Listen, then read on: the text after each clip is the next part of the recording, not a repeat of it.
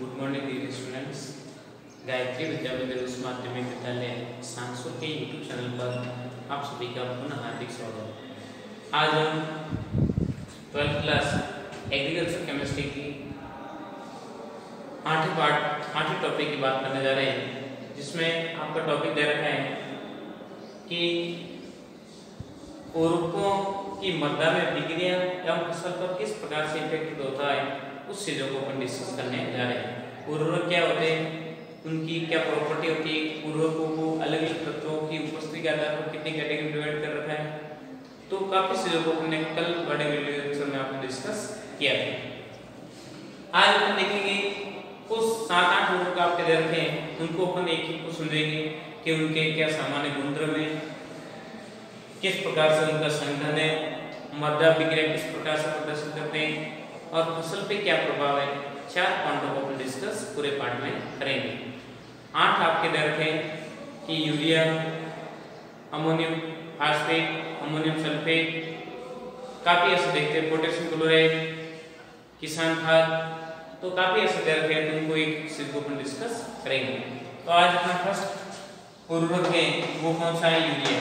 कौन सा है, यूरिया। यूरिया के बारे में सब जानते हैं, यूरिया के बारे में कौन नहीं जानता है, जो खेती करता है उसके बाद सभी को पता होता है कि यूरिया की क्या विशेषता होती है, क्या प्रोसेस होता है। तो अपन किसान वर्ग से बिलोंग करते हैं, आप बच्चे ग्रामीण बेल्ट में देखते हैं, खेती का काम भी करते हैं, देखते समझते भी किस प्रकार से कौन सा खाद कब डालनी है, सब उनको बेसिकली क्या होता है। फिर भी अपन जानते हैं यूरिया क्या होता है, काफी को नॉलेज नहीं है तो अपन बता देते हैं। यूरिया एक प्रकार का जनरल मैक्सिमम स्तर पर काम आने वाला किसान खाद के नाम से जाना जाता है। किसान इसको मैक्सिमम काम में लेता है, क्या लेता है, किसान अधिकतर इसका प्रयोग करता है। जनरली आप इसको देखते रहते हैं। तो इसकी प्रॉपर्टी के बारे में आपको बेसिक जानकारी पूछे क्या क्या होती है, क्या गुणधर्म होते हैं, तो वो काफी चीजें इसमें देखने को मिलेगा। देखिए, यूरिया एक कार्बनिक उर्वरक है, रासायनिक सूत्र हो जाएगा NH2CO NH2।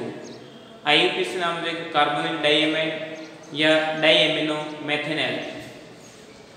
यूरिया की प्रकृति आप देखते हैं तो प्रकृति कैसे हो जाएगी, अम्लीय प्रकृति का यूरिया होता है। जनरली अम्लीय प्रकृति का मृदा में अम्लीयता की मात्रा बढ़ाने का काम करेगा यूरिया। देखिए, यूरिया भारत में किसानों द्वारा सबसे ज्यादा काम में लिया जाने वाला खाद है। संपूर्ण नाइट्रोजन का 90% भाग यूरिया के रूप में कारखानों में जनरेट किया जाता है। अधिकतर नाइट्रोजन उत्पादन के रूप में जितने भी कारखाना बनाया जाता है वो 90% मात्रा में क्या बनाया जाता है, यूरिया खाद ही बनाई जाती है। आगे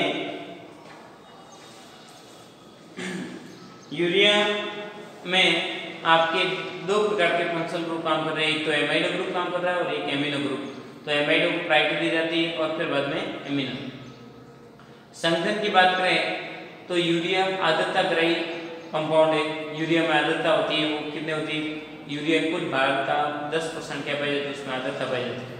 कितनी, 10%। सॉरी, देखिए यूरिया में आर्द्रता की बात करें तो आर्द्रता कितनी रहेगी, 0.8%। 10 कौन ध्यान में रखना है। यूरिया में आर्द्रता की या नमी की बात करेंगे तो यूरिया कुल भार होगा उसका 1% भाग में आर्द्रता होती है। नाइट्रोजन की मात्रा बताइए, नाइट्रोजन का प्रतिशत 46% नाइट्रोजन होती है। बाईयूरेट इसमें देखने को मिलता है। बाईयूरेट में 2 यूरिया अणु आपस में क्रिया करके जनरेट करेंगे, उसके से एक जल का अणु निकल जाता है और बाईयूरेट का निर्माण कर लेते हैं। तो देखिए, बाईयूरेट इसमें देखने को मिलता है 1.5% है। तो ये इसका बेसिकली क्या हो जाएगा, संघनन।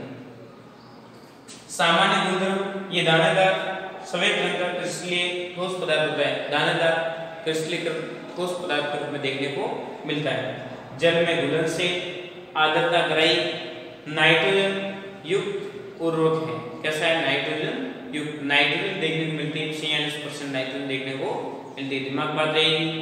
बेसिक प्रॉपर्टी बताई जा रही है यूरिया की। यूरिया कैसा होता है, क्या नहीं होता है। तो यूरिया का रासायनिक सूत्र क्या है, यूरिया कार्बनिक खाद है या कार्बनिक, कई बार आपको पूछते भी है।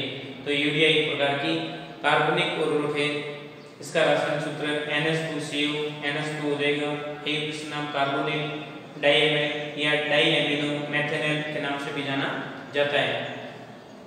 यूरिया की अम्लीय प्रकृति होती है, प्रकृति कैसी होती है, अम्लीय प्रकृति का पदार्थ है।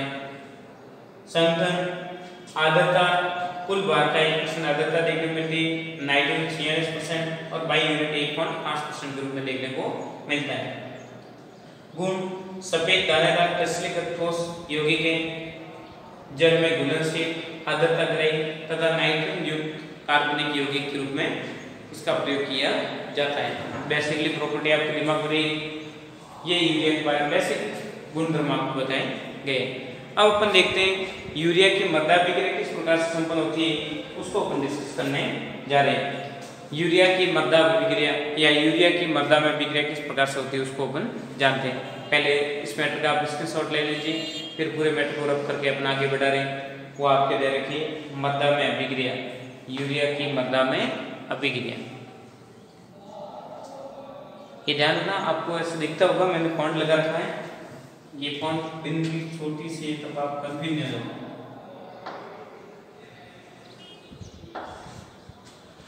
1.0% मतलब 1% ही है, बाकी 80% तो इसलिए थोड़ा कई बार कंपटीशन एग्जाम में क्या थोड़ा इसका इफेक्ट पड़ता है, बाकी थ्योरेटिकल में इतना डाटा कोई कलेक्ट नहीं कर रहा है, फिर मतलब कंपटीशन एग्जाम में देखते थोड़ा बहुत प्रॉब्लम की वजह से आपका मैटर डिस्टर्बेंस हो सकता है। तो देखिए आपने स्क्रीनशॉट ले लिया होगा। अपन देखने जा रहे हैं यूरिया की मृदा अभिक्रिया। यूरिया की मृदा अभिक्रिया किस प्रकार संपन्न होती है उसको देखते हैं। देखिए आगे देखते हैं यूरिया की मृदा अभिक्रिया क्या होती है, यूरिया किस प्रकार से मृदा के साथ अभिक्रिया करता है, क्या प्रोसेस होता है, उसको अपन डिस्कस करने जा रहे हैं। जनरली आपको यूरिया की मृदा अभिक्रिया पूछते हैं तो आपको पता है यूरिया की मृदा डालने के बाद आप क्या डालते हैं, पानी, और यूरिया पानी में शीघ्रता से क्या होता है, घुलनशील। तो यूरिया मृदा में उपस्थित पानी के साथ में क्रिया करके यूरेज एंजाइम की उपस्थिति में रिएक्शन होती है और यूरिया कन्वर्ट किसमें हो जाएगा, अमोनियम कार्बोनेट में। इसमें अमोनियम कार्बोनेट आयन कन्वर्ट हो जाता है। पुनः अमोनियम कार्बोनेट आयन अति शीघ्रता से क्या होता है, गठित होता है। अमोनियम आयन अनस्टेबल लवण होता है जो अति शीघ्रता से क्या हो जाएगा, टूट जाएगा। अमोनियम आयन व अमोनियम आयन के साथ आपको बनेगा कार्बोनेट आयन। पुनः अमोनियम आयन यूरिया से प्राप्त होता है, उसकी अलग अलग स्थान पे उपयोगिता अलग अलग देखने को मिलती है।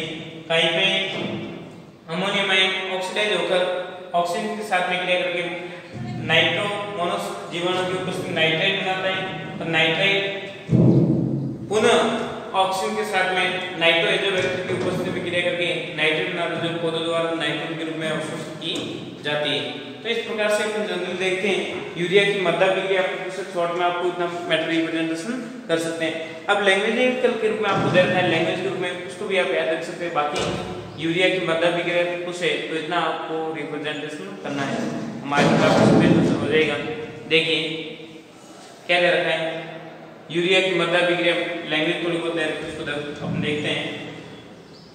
यूरिया मृदा में उपस्थित नमी के संपर्क में आकर पूर्णतः क्या हो जाएगा, घुल जाएगा। जैसे ही आपने यूरिया खाद को मृदा में मिलाया, उस मृदा में उपस्थित नमी के साथ क्रिया करके मृदा में क्या हो जाएगा, घुल जाएगा।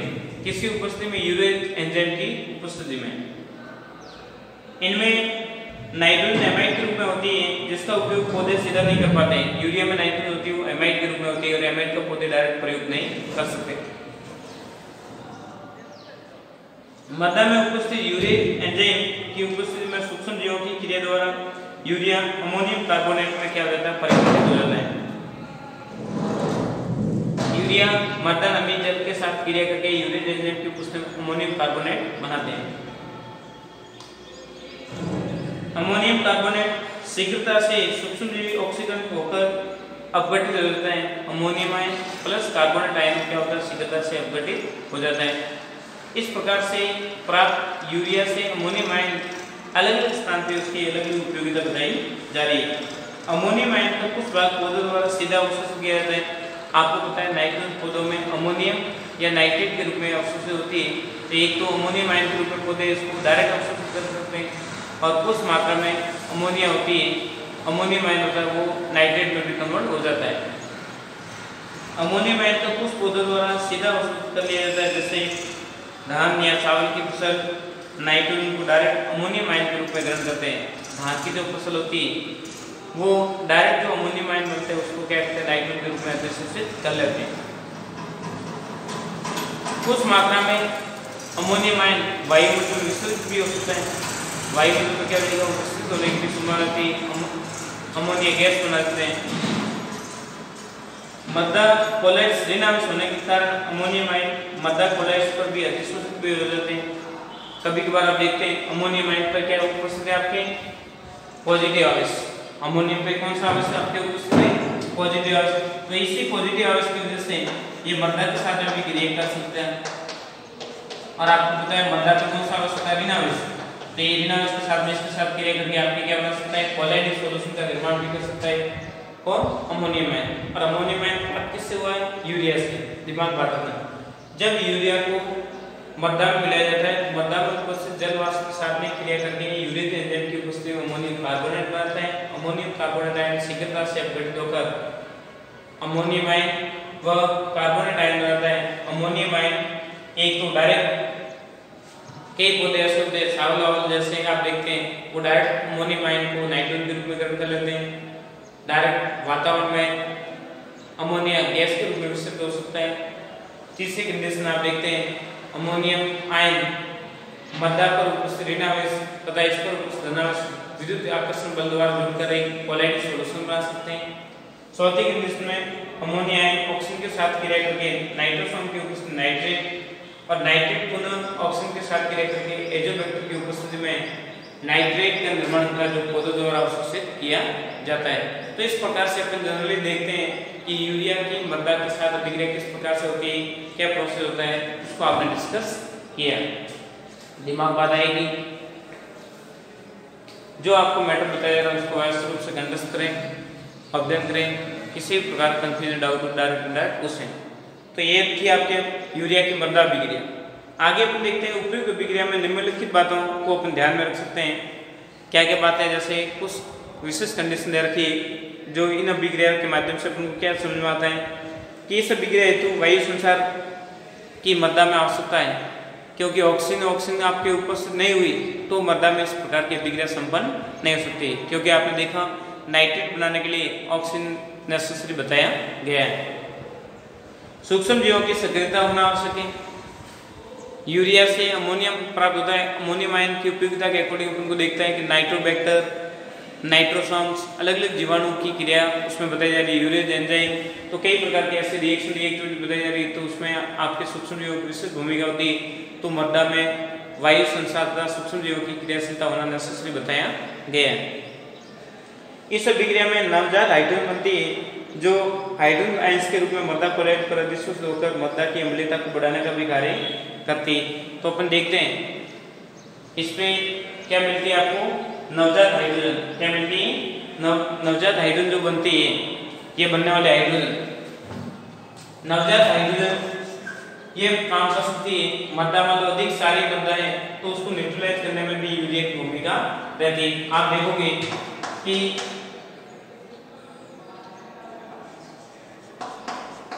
यूरिया की अम्लीय प्रकृति,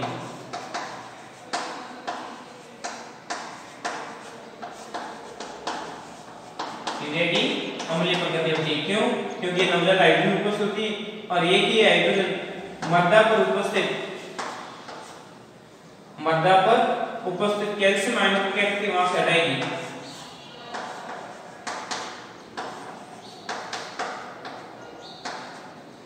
कैल्शियम आयन मान लो मद्दा में उपस्थित है, उसको हटाने कौन काम करेगी, यूरिया काम करेगी। किस प्रकार से कि इसमें नवजात हाइड्रोजन बनती है, वो नवजात हाइड्रोजन डायरेक्ट इससे कैल्शियम को क्या कर देती है, मुक्त कर देती है। क्या करती है, डायरेक्ट कैल्शियम को क्या कर देगी, हटा देगी। तो ये बनने वाली नवजात हाइड्रोजन है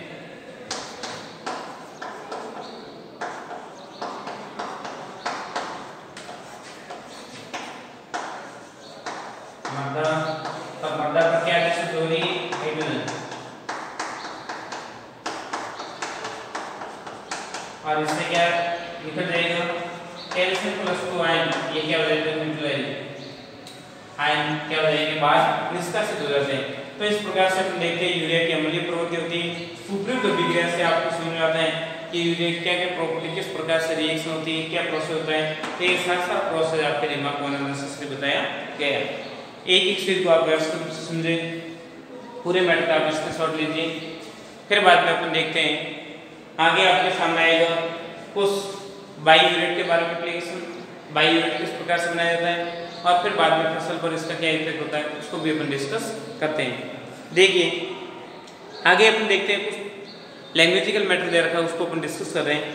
अतः यूरिया का उपयोग लगातार लंबे वर्ष तक अपन करते रहेंगे, लगातार कई सालों तक, लंबे साल तक अपन उसका प्रयोग करते रहेंगे, काफ़ी समय तक, अधिक समय तक अपने खेती में बार बार यूरिया का प्रयोग करते रहे, धीरे धीरे मृदा क्या हो जाएगी, अम्लीय प्रकृति की हो जाती है और मृदा की पीएच घटकर अम्लीय हो जाती है।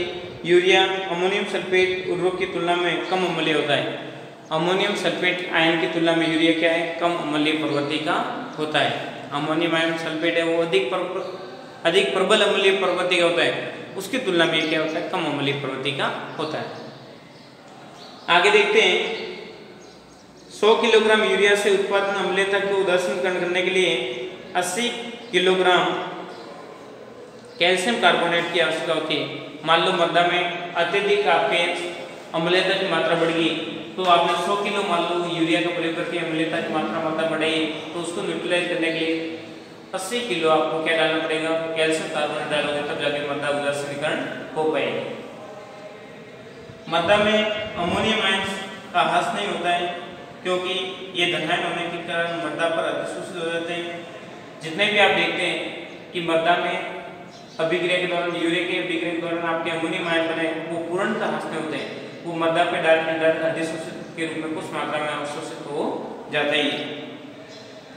तथा आयन विलीन में मृदा विलीन में आकर नाइट्रेट द्वारा पौधों पर उपलब्ध हो जाते हैं। इस प्रोसेस में नाइट्रेट पौधों द्वारा ग्रहण किए जाते हैं। 10% नाइट्रेट का ह्रास, निक्षालन, वाष्पन, विनाइट्रीकरण, अमोनियकरण आदि द्वारा प्रोसेस में बताया गया है। अलग अलग प्रक्रिया के दौरान आपके जो अमोनियम आयन से नाइट्रेट भी बनता है, नाइट्राइट भी बनता है, और फिर बाद में अलग अलग प्रकार की नाइट्रीकरण और विनाइट्रीकरण प्रक्रिया द्वारा नाइट्रोजन का अलग अलग क्षेत्र में क्या होता है, कन्वर्जन होता है। आगे दे रखा है बाई यूरेट। बाई यूरेट किस प्रकार से जनरेट करना, क्या प्रोसेस है, उसको अपन डिस्कस करने जा रहे हैं। तो पहले इस पूरे मैटर का आपने स्क्रीनशॉट ले लिया होगा। बाई यूरेट का मतलब दो यूरिया अणु को अपन गर्म करते हैं। क्या करते हैं, बाई यूरेट का मतलब दो यूरिया अणु को अपन डायरेक्टली गर्म करते हैं, फिर उसमें से एक अमोनिया गैस बाहर निकल जाती है और बाई यूरेट का निर्माण हो जाता है। देखिए पूरे मैटर का आपने स्क्रीनशॉट ले लिया होगा। देखिए जनरली आप देखते हैं बाई यूरेट यूरिया का ये सह उत्पाद के रूप में नाम से जाना जाता है। यूरिया के अंतर्गत ये पाया जाता है। यूरिया में 1.5% मतलब 1.5% के आसपास क्वांटिटी होती है।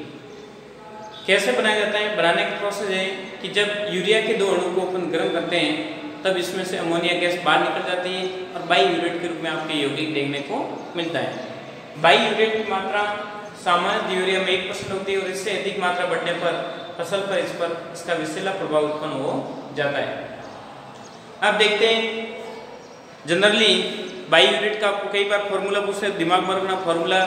यूरिया के दो अणु लेके उसकी किस प्रकार से विक्रिया करवा के इसको जनरेट करते हैं, तो NH2 CO NS CO NH2, इस प्रकार से पूरा प्रोसेस आप दिमाग में रखना। आगे आप देखते हैं कि फसल पर यूरिया किस प्रकार से प्रयोग करते हैं, क्या प्रोसेस होता है, क्या प्रभाव होता है, उस चीज को अपन डिस्कस करने जा रहे हैं।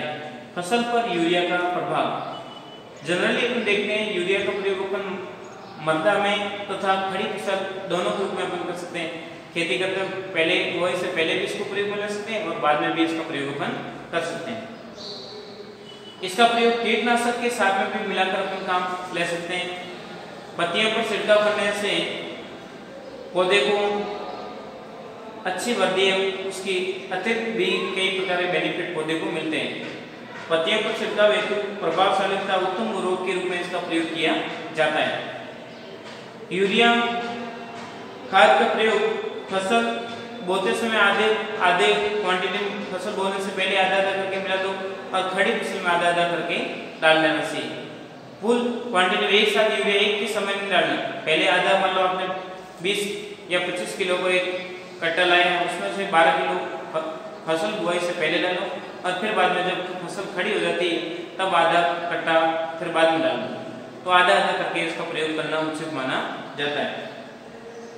सभी फसलों के लिए लाभकारी एवं क्या होता है प्रभावशाली उर्वरक के रूप में काम में लिया जाता है।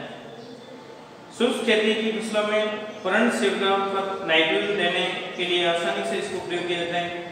2% से अधिक बाईयूरेट की मात्रा बढ़ने पर फसल पर इसका कुप्रभाव भी देखने को मिलता है। गंधक, नीम की खली, लाख इत्यादि में यूरिया को लेपित करके घुलनशील कम हो जाता है तथा नाइट्रोजन मंद गति से पौधों को उपलब्ध होती है। कई प्रकार के नीम के साथ में, नीम की खली के साथ में या गंधक अम्ल के साथ में यूरिया के पिघलने के बाद उसको जल्दी घुलनशीलता को न्यूट्रलाइज करने के लिए प्रयोग भी अपन कर सकते हैं। परंतु आप देखते हैं जनरली यूरिया फास्ट तीव्रता से घुल जाता है, परंतु घुलनशीलता को कम करने के लिए उसको अलग अलग प्रकार के रिएजेंट के साथ बिक्री करके उसको घुलनशीलता को अपन कम कर सकते हैं। तो ये जनरली आपने देखा यूरिया की आज प्रॉपर्टी आपने देखी। कल आप देखेंगे अलग अलग प्रकार के 4-5 प्रकार के दे रखे हैं, उनको एक एक को उनको विस्तार रूप से समझना पड़ता है कि उसकी क्या प्रॉपर्टी है, किस प्रकार से बनाया जाता है, क्या फसल पर प्रभाव है, मृदा अभिक्रिया क्या है। तो ये सारे पॉइंटों को आपको ध्यान में रखते हुए एक चीज को मैं पर डे का एक या 2 आपको रिएजेंट बताऊंगा या मृदा रूप बताऊंगा, उसको एक एक को आप व्यवस्थित रूप से समझ रहिए।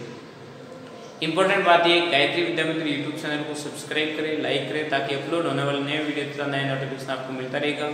और जितने भी प्रकार से आपके वीडियो रिलीज हुए एक एक वीडियो को व्यवस्थित रूप से देखें। किसी भी प्रकार में कोई कंफ्यूजन डाउट हो डायरेक्ट उसको उस चीज़ का समस्या का समाधान करें।